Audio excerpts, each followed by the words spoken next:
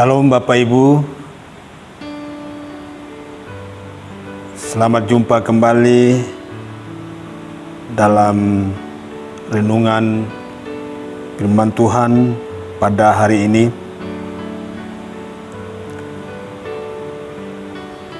Adapun firman Tuhan yang kami akan bacakan atau sampaikan terambil dari 1 Petrus pasal 4 ayat 7. Bunyi firman Allah, kesudahan segala sesuatu sudah dekat.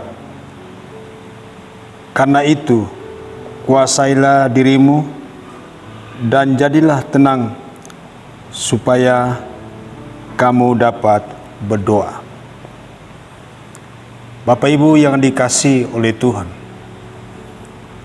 dalam pembacaan kita ini ada 3 sikap hidup orang Kristen di akhir zaman.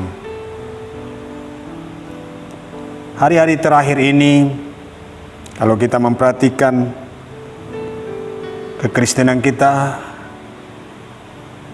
selalu menjadi sorotan di mana-mana. Ada yang mendapat sorotan positif, ada yang negatif, atau ada sorotan yang baik, ada yang tidak baik. Alkitab menuliskan bahwa kehidupan kita ini bagaikan surat terbuka yang dibaca oleh banyak orang. Kita diawasi di sekeliling kita, di sekitar kita, tetangga ataupun keluarga kita mengawasi kita. Apa yang harus kita lakukan dalam kehidupan ini? Itu sebabnya jangan sampai kehidupan kita ini menjadi batu sandungan, atau sebaliknya kita bukan menjadi berkat. Sebab itu di sini Rasul Petrus menyampaikan di akhir zaman ini, Petrus menuliskan ada 3 sikap hidup orang Kristen yang sepatutnya kita miliki dalam kehidupan kita. Yang pertama, yaitu mampu menguasai diri. Hari-hari terakhir ini ada banyak hal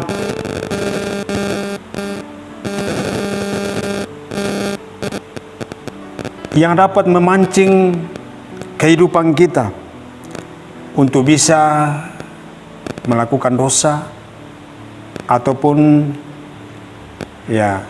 terlibat di dalam hal-hal yang tidak baik. Banyak orang sekarang ini mudah marah, mudah terpancing dengan melakukan hal-hal yang jahat. Bahkan tidak jarang yang terlibat di dalam melakukan apa yang tidak baik, khususnya menjadi pengedar, pengisap, dan lain sebagainya. Bahkan karena saking tidak menahan diri, banyak juga yang terpancing dan melakukan perbuatan-perbuatan yang menjijikkan karena tidak ada penguasaan diri. Betapa pentingnya penguasaan diri dalam kehidupan kita. Karena penguasaan diri ini adalah bagian daripada 9 roh itu. Penting sekali untuk bisa mengendalikan diri kita ini. Hanya kita ada di dalam Tuhan. Bapak Ibu, harus kita ingat bahwa orang yang tidak bisa menguasai dirinya akan gampang jatuh dan melakukan dosa. Yang kedua, kalau kita tidak bisa menguasai diri kita, kita tidak bisa tenang. Jadi di sini yang kedua itu jadi tenang. Tenang adalah sebuah kebutuhan, dan hampir semua orang itu merindukan dan menginginkan yang namanya ketenangan. Ya, seperti kalau air Samat ini, keadaan kita sekarang ini, sebenarnya kita membutuhkan ketenangan. Tapi justru sebaliknya yang kita hadapi bukan ketenangan, tapi kita sedang dibayang-bayangi dengan kegelisahan, ketakutan, ya, kecemasan. Sebab itu perlu dalam kehidupan kita ini bagaimana supaya kita bisa tenang. Daud katakan, hanya dekat Allah saja aku tenang. Ya, hanya dekat Allah aku tenang. Di luar daripada itu kita tidak bisa tenang.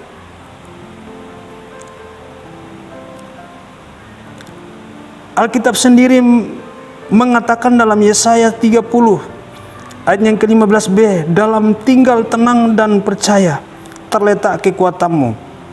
Hal ini berarti bahwa ketika kita belajar tenang, maka kekuatan itu akan nyata dalam kehidupan kita. Ya, kita mampu untuk menghadapi setiap persoalan, masalah. Bukan hanya seperti yang melanda dunia, tapi dalam kehidupan kekristenan kita, dalam rumah tangga kita. Bagaimana supaya kita bisa menghadapinya? Harus tenang. Jangan kita panik. Orang yang panik kadangkala salah di dalam bertindak, salah dalam melangkah. Ya. Jadi perlu ketenangan dalam kehidupan kita, khususnya sikap kita di air Samat ini. Kalau tidak tenang, kita akan menerima akibatnya. Dan yang ketiga, sikap yang ketiga itu suka berdoa. Nah, kalau kita memperhatikan, jadi tenang, kalau kita tidak bisa tenang, tidak bisa berdoa. Doa itu bukanlah perkara yang mudah, ya, diucapkan, bukan sekedar kita ucapkan, ya. Tapi doa ini adalah bagaimana kita membangun kehidupan kita, keintiman kita bersama dengan Tuhan. Jangan kita berpikir bahwa berdoa itu adalah sesuatu kewajiban. Tidak. Itu adalah hubungan kita. Itu adalah keintiman kita dengan Tuhan. Bagaimana kita melakukan. Ya. Oleh sebab itu, di air Samat ini, hal yang tak kalah pentingnya untuk selalu kita bangun adalah membangun hubungan kita dalam doa. Ya, bangunlah menara doamu, mesbah doamu di hadapan Tuhan di air Samat. Ya, bukan secara kebetulan juga pemerintah, ya, memberikan kita instruksi supaya kita tinggal di rumah. Tetapi ini ada maksudnya supaya kita bisa mempergunakan, bisa untuk berdoa. Di samping juga kita mengikuti apa yang pemerintah lakukan untuk menghindari apa yang sedang terjadi ini. Tapi doa ini menguatkan kita. Doa ini adalah jawaban untuk kehidupan kita. Oleh sebab itu, di air Samat ini, hal yang kita harus lakukan, mari kita sama-sama rangkul keluarga kita. Kita duduk sama-sama berdoa. Entah itu pagi, entah itu sore ataupun malam, mari sama-sama kita berdoa. Karena doa ini berkhasiat. Apalagi kalau di doa itu dengan sungguh-sungguh kita lakukan dalam kehidupan kita, akan besar khasiatnya. Orang yang berdoa adalah orang yang selalu berjaga-jaga. Orang yang selalu waspada dalam kehidupannya, dalam menghadapi kehidupan ini. Sambil kita mendoakan pemerintah kita, mendoakan bangsa kita, mendoakan sesama kita yang sedang dilanda dengan virus ini, dan juga kita berdoa untuk para dokter medis yang sedang menangani. Mereka adalah pahlawan yang tak kenal lelah, yang perlu kita bantu dalam doa. Dan kita juga berdoa untuk kehidupan keluarga kita, kehidupan kita sendiri, supaya kita terhindar dari mara bahaya. Demikianlah renungan singkat pada saat hari ini. Biarlah menjadi berkat bagi kita semua dan seberapa telinga saudara-saudara yang mengikuti dan mendengar. Semoga saudara boleh diberkati oleh Tuhan. Tuhan Yesus memberkati. Mari sama-sama kita untuk tundukkan kepala dan kita bersama-sama berdoa.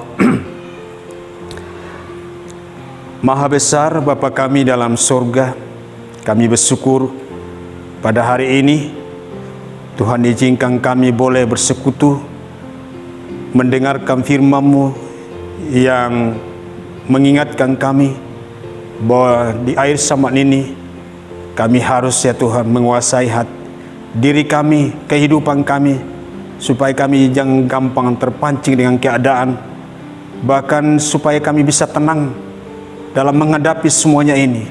Bahkan untuk berdoa Tuhan, meteraikan firman-Mu ini dan jadikan rema dalam kehidupan kami Tuhan.